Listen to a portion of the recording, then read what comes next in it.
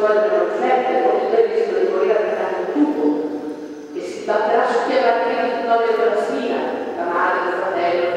Guardate che su queste cose qua non c'è sufficiente riflessione sul fatto che la nascita e la morte sta personaggio di un grande business e che anche su questo punto di vista dobbiamo perdere contatti con madre e natura, perché quest'ansia di mortalità dell'uomo, dello strumento di trattamento terapeutico, per cui uno deve stare attaccato un tubo 15 anni, dove ci porterà?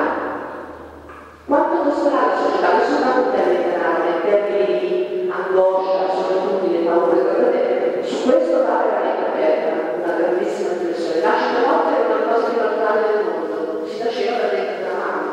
Adesso finiremo con nascere intrometta nella figura libera. Quindi l'importanza di mantenere il rapporto tra natura e spiritualità, se ci siamo. Il secondo messaggio è che viene da chiedere è che noi dobbiamo usare l'intelligenza del cuore. Lungo questa strada ho incontrato anche il figlio di San Tommaso d'Aquino, dottore Eugenico, che tutti voi conoscete, e che è morto proprio credo a Costanova, non lontano da qua, e che tutti consideriamo un grande intellettuale, infatti lo è. Però sono stata invitata a parlare di questo libro del caso San Severino, dove ho avuto la visione, casa della sorella, mi sembra. Dopo aver avuto questa visione, nella notte di Natale del 1900, mi pare che non hanno questo del genere, io non sapevo questo, mi è stato detto che San Tommaso non ha più parlato e ha smesso di scrivere la sua teologica. Lui la tentava suo discepolo e improvvisamente si è chiuso nel silenzio. E questo discepolo mi sono occupato, ho detto, ma è cazzata, perché non andiamo avanti, perché non finiamo tutti i capitoli. Finché lui ha detto, guarda, io ho avuto questa visione e tutto quello che ho scritto non è che un filo di pagina in confronto a quello che ho visto. E perciò le parole sono utili. Ecco, allora è una cosa interessante che questo è il grande dottore della Chiesa, l'intellettuale, di fronte alla forza cognitiva della visione, capisce che la ragione ha dei limiti vistosi, lo dicevamo i tanti, dicevano tanti filosofi, ma portate lo dice Tommaso. E San Tommaso, l'ha detto bene, che lui parla di San Severino, non era raffigurato come un sole, quindi no, è il potere luminoso più bello del mondo, ma il sole non è altro che sono qua sulla mente, il sole sta qua sul cuore. Quindi anche San Tommaso, il dottore della Chiesa, l'intellettuale per la sapeva e ci comunica 7 secoli dopo che la vera intelligenza risiede qui. Quindi bisogna mettere insieme cuore e cervello, pensieri e sentimenti e recuperare l'identità dell'essere umano. Questo è un messaggio fondamentale della nostra epoca che ha spinto la personalità così in là, così oltre, perché è diventata la verità. Perché grazie alla verità, la scienza ci inonda di notizie e di informazioni che però hanno poco a che vedere con la nostra vita. Sappiamo tante cose inutili e non sappiamo più le cose fondamentali. Abbiamo l'informazione ma abbiamo perso la saggezza. E quindi recuperare questa saggezza profonda, questa conoscenza pratica che lega insieme cuore e cervello è una delle grandi sfide della nostra epoca. Il terzo punto, e l'ho capito anche questo nel corso di questi incontri, di questi convegni che sono stati andati a fare, è la differenza tra la forza e la violenza. Guardate, voi tutti sapete che il mondo è funestato da guerre continue, mentre parliamo ci sono 77 conflitti in corso, non soltanto quelli dell'Africa che rompe favolosamente tutte le sere dei nostri schermi, ma 77 guerre. E se voi prendete la mappa delle risorse del pianeta, l'acqua, il petrolio, i minerali preziosi, magari quelli che servono per i nostri telefoni, e prendete la mappa delle guerre che la sovrapponete, vedrete che spesso e volentieri coincidono.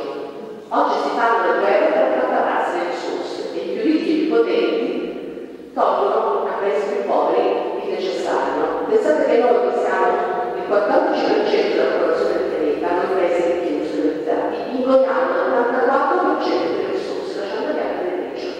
Questa è la situazione del pianeta oggi, dei conflitti continui.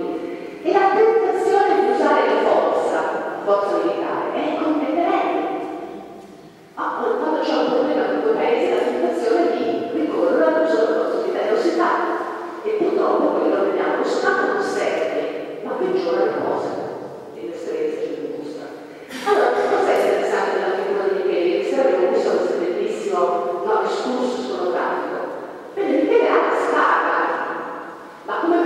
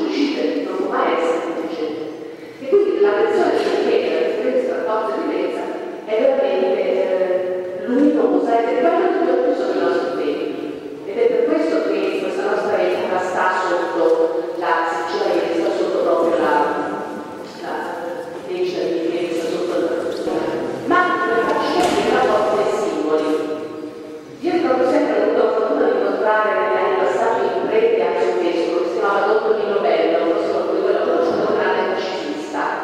Don Tonino che viaggiava sempre nei luoghi transfugati della terra, l'ex Jugoslavia, la Palestina, quindi non c'era bene, il dolore dei conflitti, quando eravamo tempo scoraggiato ci sentivamo impotenti, diceva sempre, attenzione, quando ci sentivamo impotenti di fronte ai potenti, di fronte al potere, diceva sempre, attenzione, che a coloro che mostrano i segni del potere bisogna